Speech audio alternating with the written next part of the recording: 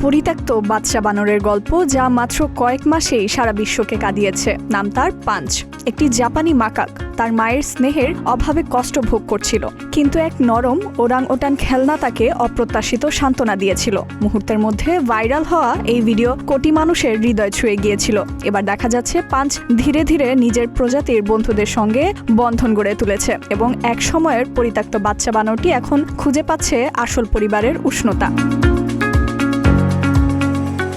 জাপানের ইচিকাওয়া সিটি জুতে থাকা তরুণ জাপানি মাকাক পাঞ্চ ভাইরাল হয়েছিল যখন ভিডিওতে দেখা যায় সেই চিড়িয়াখানার কর্মীদের দেওয়া নরম খেলনাটি টেনে নিয়ে বেড়াচ্ছে এবং সেটির সঙ্গে খেলছে। জীবনের প্রথম কয়েক মাসে সেই চিড়িয়াখানার ঘেরা টোপে থাকা অন্য বানরদের সঙ্গে সম্পর্ক গড়তে হিমশিম খাচ্ছিল সে। তার সঙ্গী বলতেছিল কেবল মানব পরিচর্যাকারীরা এবং সেই নরম খেলনাটি। তবে সাম্প্রতিক ভিডিওগুলিতে দেখা যাচ্ছে পরিস্থিতি বদলাতে শুরু করেছে। এক বানর তাকে জড়িয়ে ধরেছে এবং তাকে অন্যদের লোম পরিষ্কার অর্থাৎ গ্রুমিং করতে দেখা গেছে, যা মাকাকদের সামাজিক সম্পর্ক গড়ার একটি গুরুত্বপূর্ণ অংশ।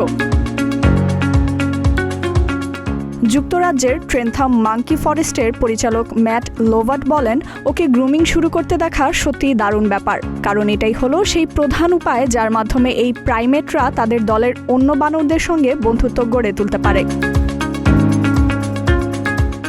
ফাইজা মেহরিন, প্রতিদিনের বাংলাদেশ।